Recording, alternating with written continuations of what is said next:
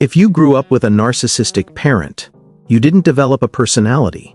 You developed survival strategies. If you're hyper-independent, this is going to hurt. If you struggle to trust people, this is going to hurt. If you feel responsible for everyone else's emotions, this is going to hurt because most people don't realize this, but your brain has been lying to you about who you are. You think you're just mature. You think you're just strong. You think you're just different. But what if those traits weren't personality traits? What if they were trauma responses? Growing up with a narcissistic parent doesn't look dramatic from the outside. There are no obvious bruises, no broken bones, no visible chaos. But inside the house, everything revolves around them. Their mood controls the atmosphere.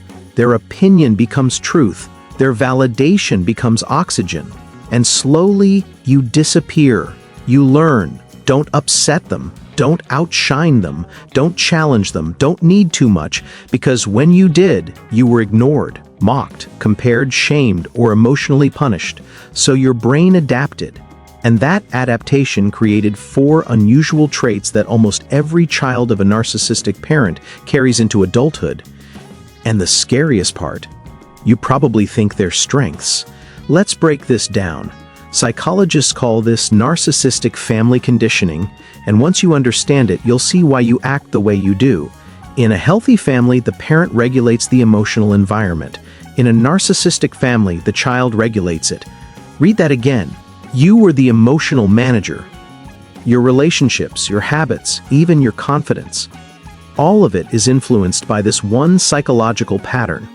When a parent is narcissistic, they don't see the child as an independent human. They see the child as an extension of themselves, a reflection of their status, a source of admiration, or a threat to their ego that creates unstable love. Love becomes conditional. You're praised when you perform, ignored when you don't, punished when you challenge, shamed when you express emotions they don't like. And here's what that does to a developing brain. The child stops asking, "Who am I?" and starts asking, "Who do I need to be to stay safe?"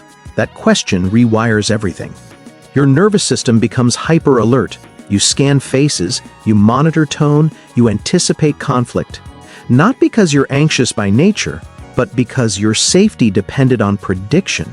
Over time, this creates 4 major traits. And they don't disappear when you grow up.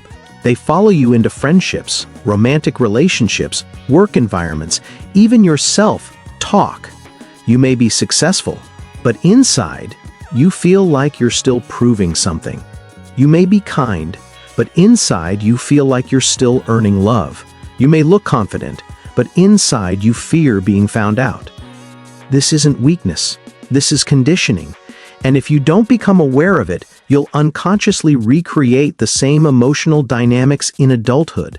That's the real danger. But here's where it gets even worse. Most people stop at "my parent was difficult," and that's the biggest mistake, because this isn't about blaming, it's about understanding the wiring, and what that wiring is still doing to your life today. Here's the painful part. Children of narcissistic parents don't grow up chasing love. They grow up chasing worth.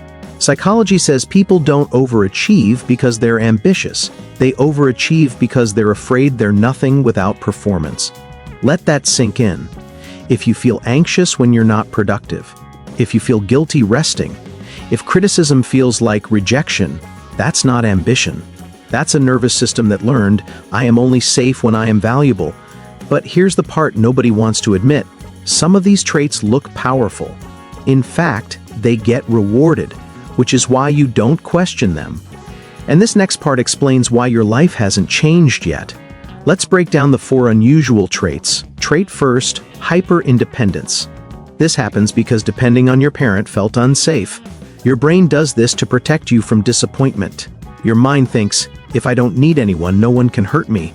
But the reality is, you struggle to receive help. You shut down emotionally. You leave before you can be left. Independence became armor, but armor blocks intimacy. Trait. Second, emotional hyper-awareness. This happens because you had to read moods to survive. Your brain does this to protect you from conflict. Your mind thinks, if I manage everyone's emotions, everything stays stable. But the reality is, you absorb other people's stress. You feel responsible for fixing problems. You struggle to identify your own needs. You became emotionally intelligent, but emotionally neglected. Trait. Third, validation addiction. This happens because love was conditional. Your brain does this to protect you from abandonment. Your mind thinks, if I impress them, they'll stay. But the reality is, you overwork, you people please, you fear disappointing others, and no achievement ever feels like enough. Because you're not chasing success, you're chasing reassurance. Trait fourth, identity confusion. This happens because individuality threatened the narcissistic parent. Your brain does this to protect you from rejection. Your mind thinks, if I adapt, I belong. But the reality is, you mirror whoever you're around. You struggle to answer what you truly want. You feel different in every environment. You didn't lack identity. You weren't allowed to safely build one. Here's the truth you've been avoiding. You're not too sensitive. You're not dramatic. You're not broken. You're still operating on a survival blueprint. If that hit you good, it means you needed it. If you want to break this cycle, start with one uncomfortable habit. Stop performing. Start observing. Here's the mental trick that actually works. Every time you feel anxiety, guilt, or the urge to prove yourself, pause and ask, am I trying to be loved or am I trying to be safe? That question changes everything. Then take small actions that contradict the old wiring. Ask for help once this week. Say no without explaining yourself. Rest without earning it. Express an opinion that isn't popular. Do something you enjoy. Even if no one validates it, your brain will panic. That's normal. Because your nervous system thinks you're in danger, but you're not. You're just unfamiliar with safety. Healing isn't dramatic, it's repetitive. It's choosing differently in small moments. Over time, your brain rewires. Hyper-independence becomes healthy independence. Empathy becomes balanced empathy. Achievement becomes choice, not survival. And identity becomes stable. You don't need to become someone new. You need to unlearn who you had to be. And that starts with awareness. If this felt personal, that's because it is. Comment, I'm choosing healing. And subscribe for more psychology that exposes the patterns running your life. Because once you see the conditioning, you stop living inside it.